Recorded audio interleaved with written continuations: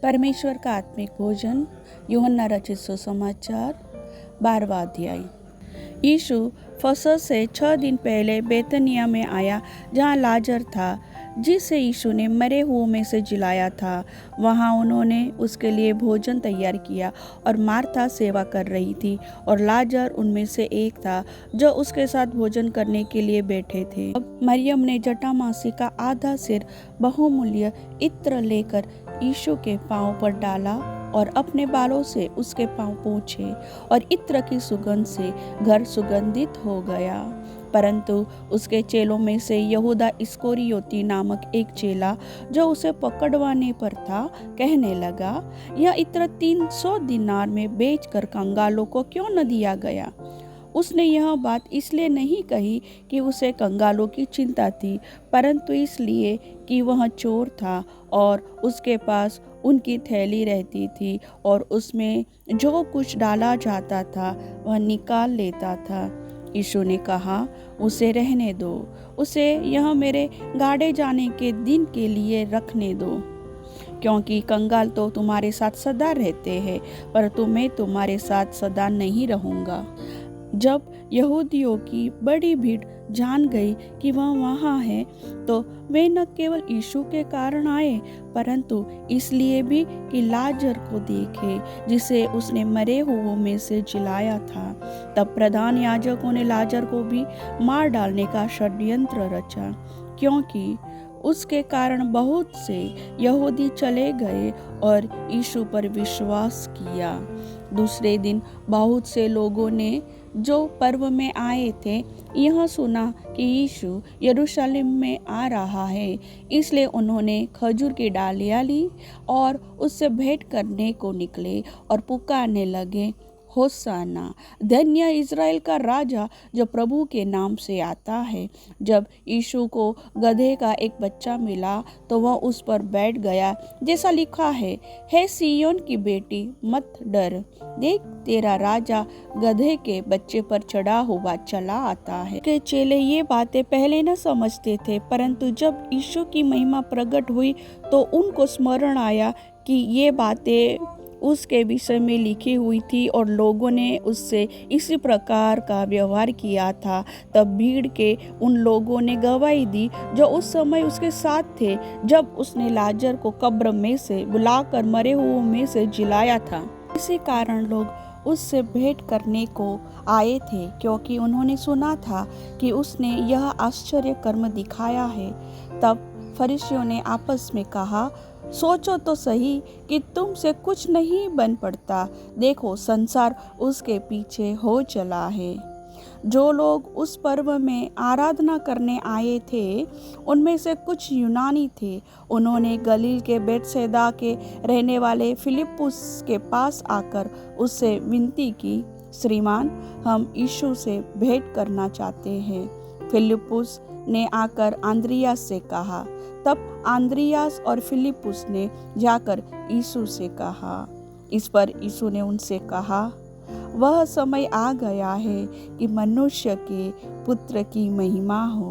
मैं तुमसे सच सच कहता हूँ कि जब तक गेहूं का दाना भूमि में पड़कर मर नहीं जाता, वह अकेला रहता है, परंतु जब मर जाता है तो बहुत फल लाता है। जो अपने प्राण को प्रिय जानता है वह उसे खो देता है, और जो इस जगत में अपने प्राण को अप्रिय जानता है वह अनंत जीवन के लिए उसकी रक्षा करेगा।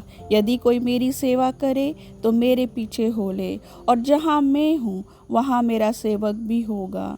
यदि कोई मेरी सेवा करे तो पिता उसका आदर करेगा। अब मेरा जी व्याकुल है, इसलिए अब मैं क्या कहूँ, हे पिता, मुझे इस घड़ी से बचा। नहीं, क्योंकि मैं इसी कारण इसी घड़ी को पहुँचा हूँ। हे पिता, अपने नाम की महिमा कर। तब यह आकाशवाणी हुई, मैंने उसकी महिमा की है और फिर भी करूँगा। तब जो लोग खड़े हुए सुन रहे थे, उन्होंने कहा कि बादल गरजा। दूसरों ने कहा, कोई स्वर्गदूत उससे बोला। इस पर यीशु ने कहा, यह शब्द मेरे लिए नहीं परंतु तुम्हारे लिए आया है। अब इस संसार का न्याय होता है। अब इस संसार का सरदार निकाल दिया जाएगा और मैं यदि पृथ्वी पर से ऊंचे पर चढ़ाया जाऊंगा तो सबको अपने पास खींचूंगा। ऐसा कहकर उसने यह प्रकट कर दिया कि वह कैसी मृत्यु से मरेगा। इस पर लोगों ने उससे कहा, हमने व्यवस्था की यह बात सुनी है कि मसीह सर्वदा रहेगा, फिर तू क्यों कहता है कि मनुष्य के पुत्र को ऊंचे पर चढ़ाया जाना आवश्यक है? यह मनुष्य का पुत्र कौन है? यीशु ने उनसे कहा, ज्योति अब थोड़ी देर तक तुम्हारे बीच में है। जब तक ज्योति तुम्हारे साथ है तब तक चले चलो, ऐसा न हो कि अंधकार तुम्हें आ घेरे। जो अंधकार में चलता है वह नहीं जानता कि किधर जाता है। जब तक ज्योति तुम्हारे साथ है, ज्योति पर विश्वास करो ताकि तुम ज्योति की संतान बनो। ये बातें कहकर यीशु चला गया और उनसे छिपा रहा। उसने उनके सामने इतने चिन्ह दिखाए तो भी उन्होंने उस पर विश्वास न किया, ताकि यशायाह भविष्यवक्ता का वचन पूरा हो जो उसने कहा, हे प्रभु, हमारे समाचार का किसने विश्वास किया है और प्रभु का भुजबल किस पर प्रकट हुआ है। इस कारण वे विश्वास न कर सके, क्योंकि यशायाह ने यह भी कहा है, उसने उनकी आंखें अंधी और उनका मन कठोर कर दिया है। कहीं ऐसा न हो कि वे आंखों से देखे, मन से समझे और फिरे और मैं उन्हें चंगा करूं। यशायाह ने ये बातें इसलिए कही कि उसने उसकी महिमा देखी और उसने उसके विषय में बातें की। तो भी अधिकारियों में से बहुतों ने उस पर विश्वास किया, परंतु फरीसियों के कारण प्रकट में नहीं मानते थे, कहीं ऐसा न हो कि वे आराधनालय में से निकाले जाए, क्योंकि मनुष्यों की ओर से प्रशंसा उनको परमेश्वर की ओर से प्रशंसा की अपेक्षा अधिक प्रिय लगती थी। यीशु ने पुकार कर कहा, जो मुझ पर विश्वास करता है वह मुझ पर नहीं वरन मेरे भेजने वाले पर विश्वास करता है, और जो मुझे देखता है वह मेरे भेजने वाले को देखता है। मैं जगत में ज्योति होकर आया हूँ, ताकि जो कोई मुझ पर विश्वास करे वह अंधकार में न रहे। यदि कोई मेरी बातें सुनकर न माने तो मैं उसे दोषी नहीं ठहराता, क्योंकि मैं जगत को दोषी ठहराने के लिए नहीं परंतु जगत का उद्धार करने के लिए आया हूँ।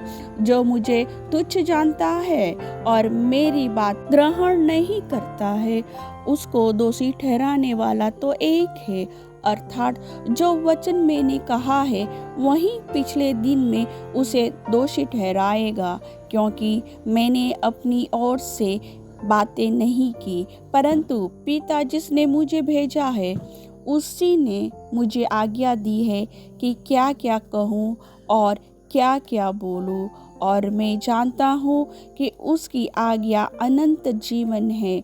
इसलिए मैं जो कुछ बोलता हूँ वह जैसा पिता ने मुझसे कहा है ऐसा ही बोलता हूँ। वचन के सुनने वाले को परमेश्वर आशीष दे। आमीन।